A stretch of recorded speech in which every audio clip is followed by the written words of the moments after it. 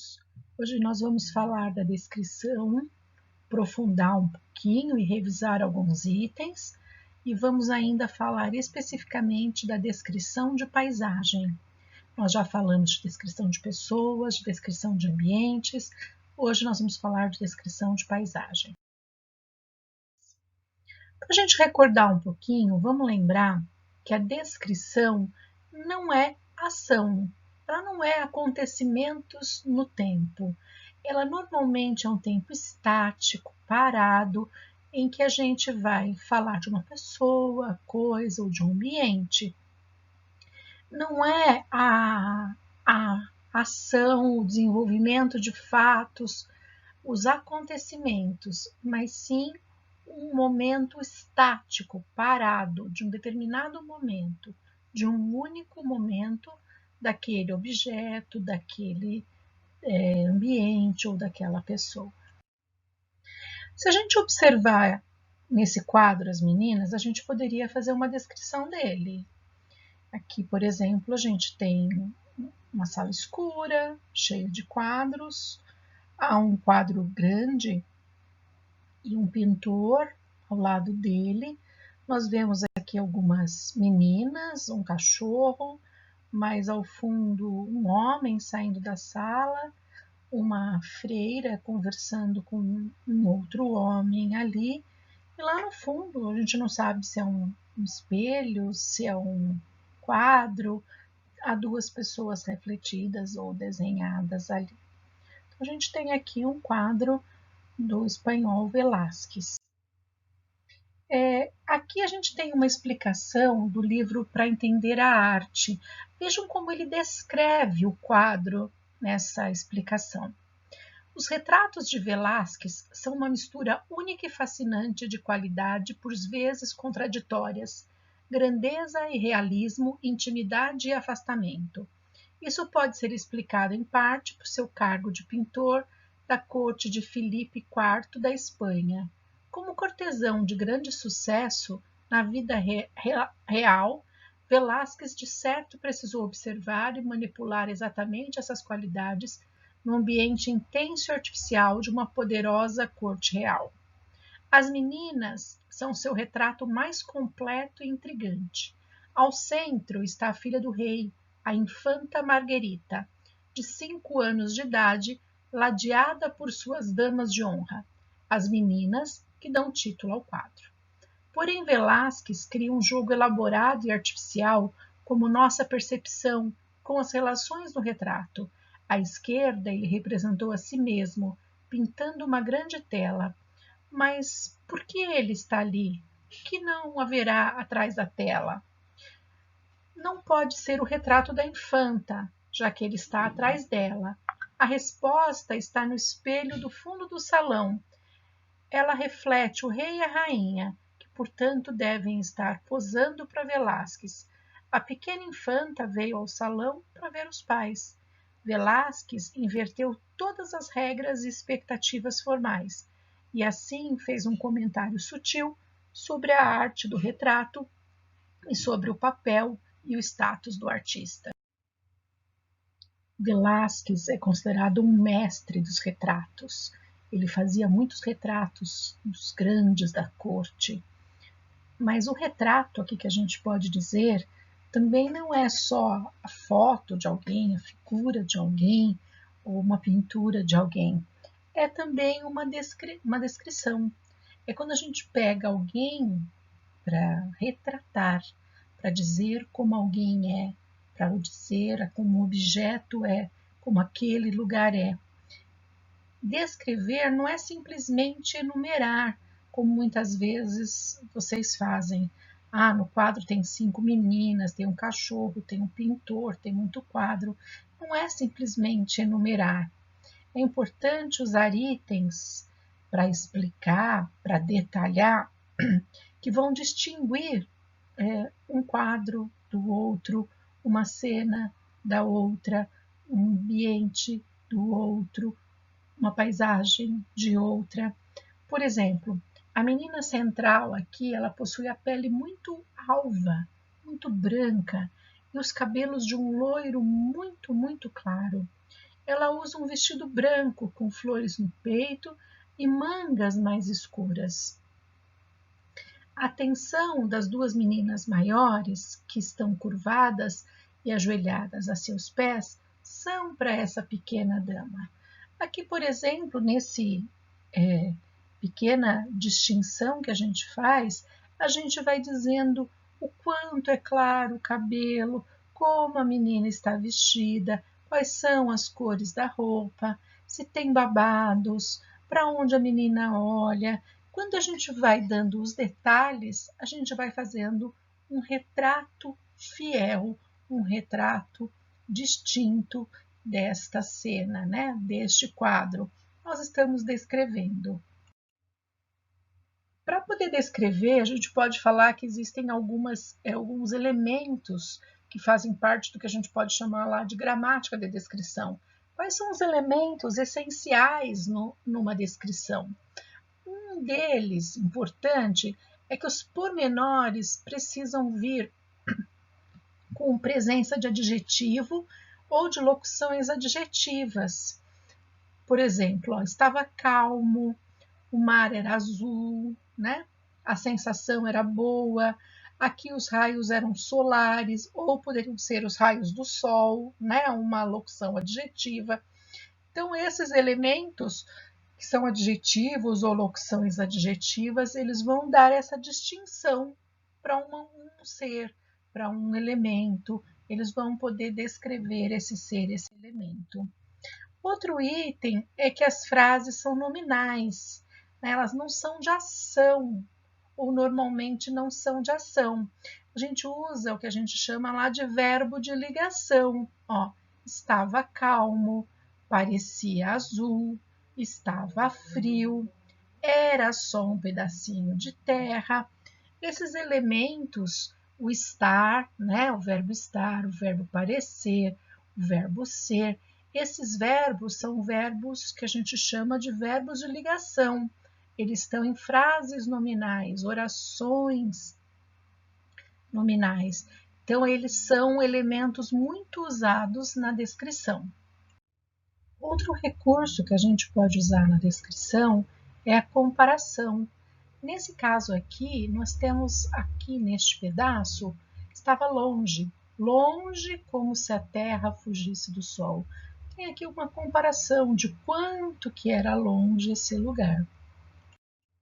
Outro item que nós temos aqui é que quando há verbos, né, esses verbos aparecem no presente. Quando não são verbos de ligação, são verbos que indicam uma ação, ou indicam um acontecimento. Esses verbos eles vão aparecer no presente.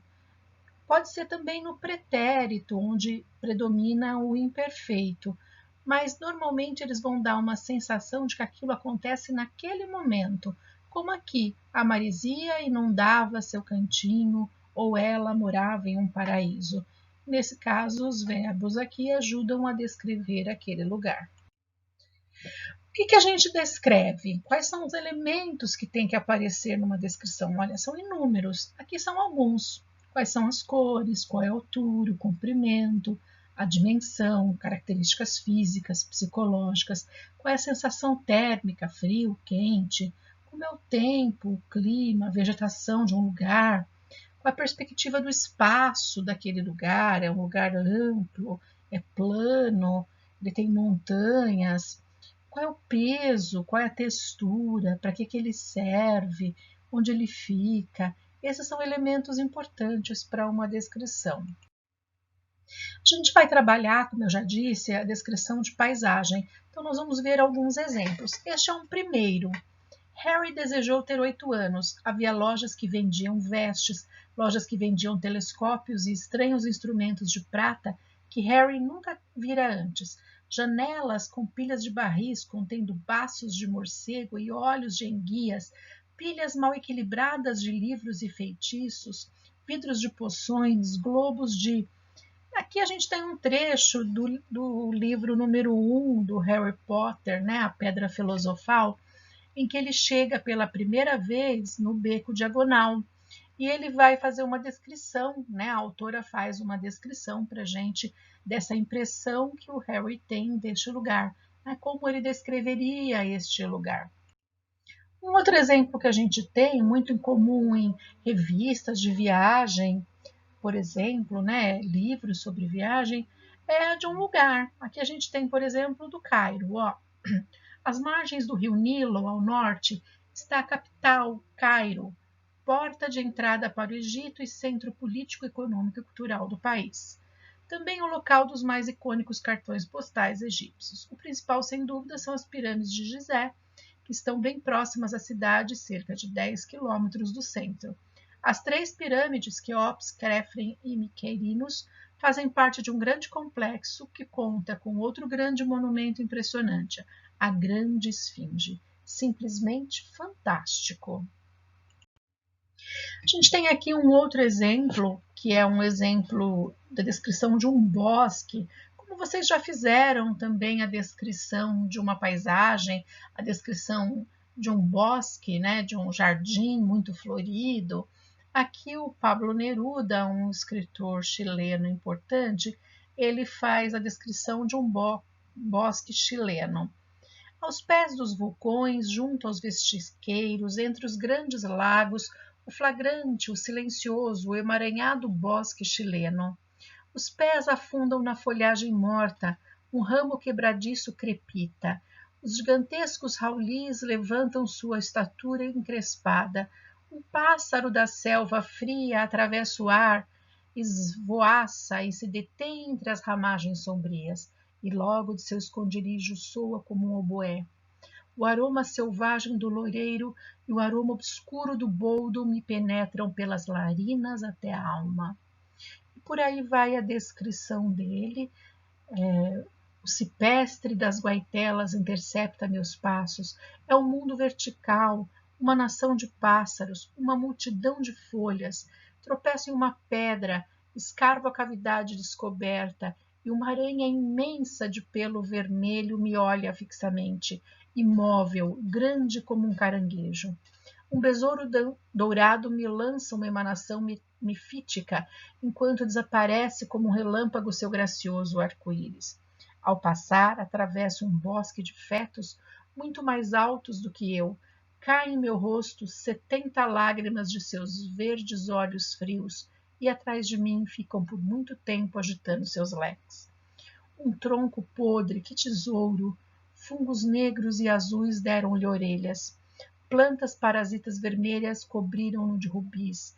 Outras plantas preguiçosas emprestaram-lhe seus filamentos, e brota veloz uma cobra de suas entranhas podres como uma emanação, como se do tronco morto lhe escapasse a alma. Vejam, aqui a gente pode examinar alguns elementos que a gente já estudou. Por exemplo, o ponto de vista, que pode ser subjetivo ou objetivo. Quando ele fala, por exemplo, ramagens sombrias, veja, é subjetivo quando ele fala de ramagens sombrias. Quando ele fala do aroma obscuro do boldo, veja, é a impressão que ele tem daquilo, né? Vejam que ele diz, me penetram pelas narinas até a alma. É a impressão dele, é o olhar dele, né?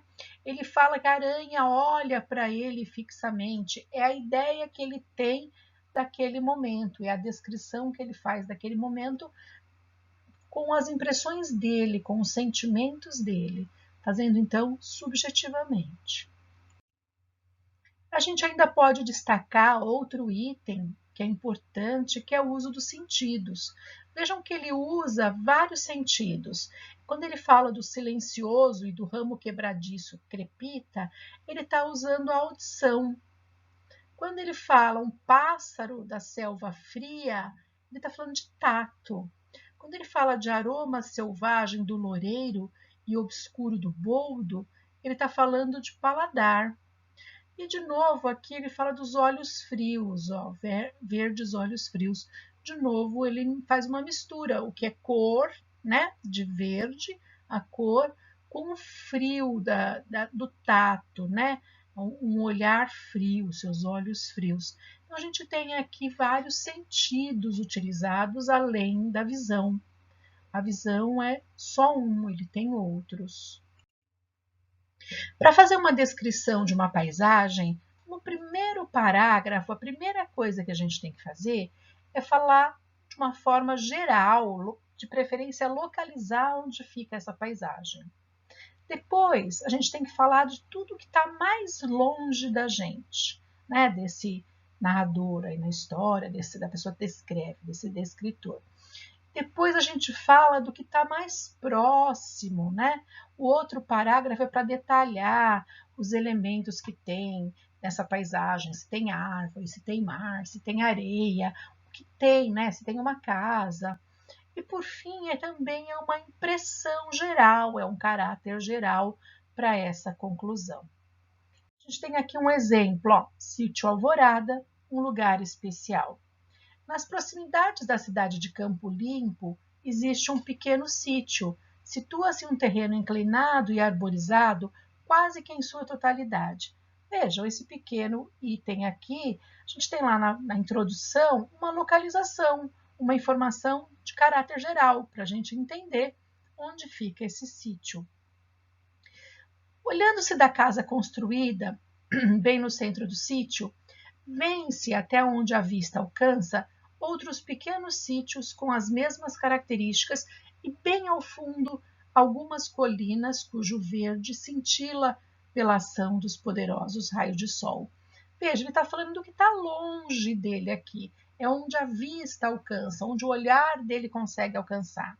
Agora ele vai falar de elementos mais próximos. Em sua parte mais baixa existe um milharal que se estende até a casa, de paredes brancas e janelas enormes. Em frente à varanda há um jardim com flores variadas, que exalam perfumes agradáveis e suaves. Já ao lado da casa existe um poço e, subindo um pouco mais, avista-se um pomar repleto de árvores frutíferas, em especial mangueiras. Além da horta, onde predominam certos tipos de vegetais. Em sua parte mais alta, não cultivada, há um pequeno gramado onde as crianças costumam brincar e, de lá de cima, contemplar toda a região. Vejam que ele fala dos elementos mais próximos: o milharal, a varanda na casa, a casa de parede branca, o jardim com flores. Ele fala até do perfume, né, das flores. Vejam como ele está próximo e sente o cheiro do perfume. Que tem um poço, tem muitas árvores frutíferas, principalmente mangueiras, tem uma horta, né? Tem o gramado onde as crianças brincam. E aí, para dar o final, para concluir, como impressão geral, como caráter geral, ele vai usar estar ali, em meio ao pomar ou jardim, respirando aquele ar puro, com um leve aroma dos eucaliptos que circulam a região, traz a qualquer um que frequente o local uma profunda sensação de paz. Lá reinam o silêncio e a harmonia entre o homem e a natureza. Vejam que aqui, então, nessa descrição, a gente tem todos esses elementos divididos em parágrafos. Primeiro, a localização, depois o que está mais longe, depois o que está mais próximo e, por fim, uma impressão geral sobre o lugar. Só para a gente finalizar, muitas e muitas vezes o texto descritivo não acontece sozinho. Ele acontece dentro de narrações ou dentro de textos dissertativos, mas existem alguns textos, por exemplo, um manual, uma revista de viagem, em que a gente vai apresentar esses elementos sem a interferência da narração ou da dissertação, mas, né, com predominância descritiva. Entenderam? Há dúvidas? Fico aguardando vocês. Um beijo, tchau!